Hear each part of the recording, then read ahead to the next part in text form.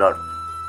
ప్రభునందు ప్రియమైనటువంటి దేవుని పిల్లలకు ప్రభువైన యేసుక్రీస్తు వారి నామములో వందనాలు, శుభాలు మీకు తెలియపరుస్తూ ఉన్నాం. పిల్లరా, గడిచిన దినమంతా కూడా ప్రభు తన కృపావాత్సల్యంలో భద్రపరుచుకుని క్షేమమును, ఆరోగ్యమును, ఆశను అనుగ్రహించి మరి నూతన దినాన్ని ప్రభు మనకు అనుగ్రహించారండి.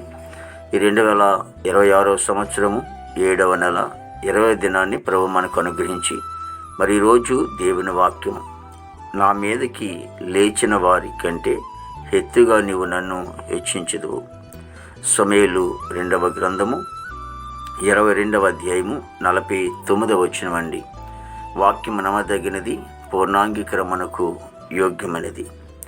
భక్తి అయినటువంటి దావీదు రాసినటువంటి మరి వచ్చిన భాగంలో మరి సౌలు చేతిలో నుండి దావీదుని దేవుడు విడిపించినటువంటి సందర్భాన్ని బట్టి మరి దావీదు మరి ఈ మాటలు పలుకుతూ ఉంటున్నాడు. అయితే కీర్తన గ్రంథంలో కూడా మరి 18వ కీర్తనలో కూడా మనము మరి చూస్తూ ఉంటామండి. కాబట్టి ఏమంటున్నాడంటే అక్కడ, నా మీదకి లేచిన వారి కంటే ఎత్తుగా నువ్వు నన్ను హెచ్చించదు. అంటే ఎవరైతే నేనే గొప్పవాణ్ణి నీవేంట్రా, నీ బతికేంట్రా అని కొందరు ఉదాహరిస్తూ ఉంటారు. కాబట్టి అలాంటి పర్యాయంలో మరి కృంగిపోకుండా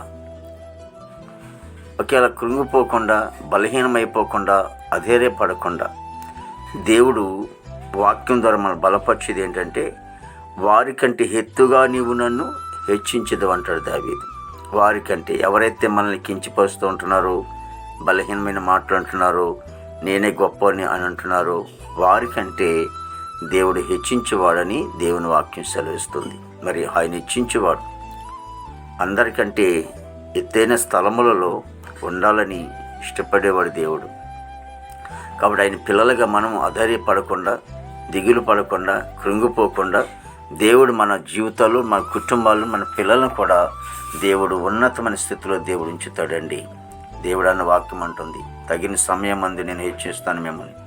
కాబట్టి మీరు మరి నా బలమైనటువంటి రెక్కల చోట్ల మీరు తగ్గించుకుని ఉండాలని కూడా దేవుని వాక్యం సెలవిస్తుందండి. కాబట్టి ఆయన హెచ్చించేవాడు, మనల్ని బలపరిచేవాడు, మనల్ని అందరికంటే మనల్ని ఆశీర్వాదకరంగా ఉంచే దేవుడని దేవుని వాక్యం సెలవిస్తుంది. ఆ పరిశుద్ధుడు, ప్రేమగల తండ్రి, కృపణికి స్తోత్రాలు, స్తుతులు చెల్లిస్తాం రాజా. ప్రతి కుటుంబాన్ని కూడా మీరు ఆశించి దీవించండి తండ్రి. ఎవరైనా ప్రభా తండ్రి, సరిహద్దులో సైనికులు మంచి వంతనం పండి, ఆర్మీ బృందానికి అందరూ మంచి వంతనం పండి ప్రభా. యవన బిడ్డలందరూ కూడా మీరు రక్షించుకోండి. యువకులు ప్రభా, ఎంతోమంది చెడిపోతున్నారు. త్రాగుడు వల్ల, ప్రేమను ముసుగులో పడి, పానపరాకులు, గంజాయి, డ్రగ్స్ వల్ల ఎంతోమంది ప్రభావం మరి నాయన బిడ్డలు నశించిపోతున్నారు. తల్లిదండ్రులకు దుఃఖం కలిగిస్తున్నారు. యవనస్తులందరూ కూడా మీరు రక్షించుకోండి. ఉద్యోగస్తులందరూ కూడా మంచి ఆరోగ్యంతో నింపండి తండ్రి. దేవానికి స్తోత్రాలు చెల్లిస్తున్నాం ప్రభు. దేవదిగో వారు ఉద్యోగాలు చేస్తుండే మేస్తను తోడుగా ఉంచండి ప్రభా. రాకపోకల్లో మీ సహాయం దయచేయండి, మీరు తోడుగా ఉండండి. అలాగే ప్రభా, చదువుకునే బిడ్డల విషయంలో ప్రార్థిస్తా ఉన్నాం. చక్కగా చదువుకుని ప్రయోజనం కృప దయచేయండి తండ్రి.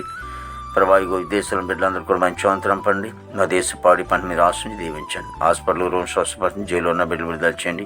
కోర్టు గొడవలు, కేసు గొడవలను కోర్టుకు పొట్టు వేసి ప్రభా, రక్షణ లేని వారు రక్షణ, మారు మనసు లేని వారు మారుమని దయచేయండి. వివాహం లేని బిడ్డలకి వివాహం దయచేయండి. గర్భఫలం లేని వారు గర్భం దయచేయండి. గర్భిణీ చేసి సుఖం డెలివరీ దయచేయండి. తల్లి బిడ్డ క్షేమ దయచేయండి తండ్రి. ఈ దినమంతా కూడా ప్రభు నీ విశేషమైన కృపతో నింపి నీ నామానికి మాత్రమే మహిమ తెచ్చుకోండి. యేసుక్రీస్తు వారి దివ్యమైన నామములో అడుగుచున్నాము తండ్రి. ఆమేన్, ఆమేన్, ఆమేన్.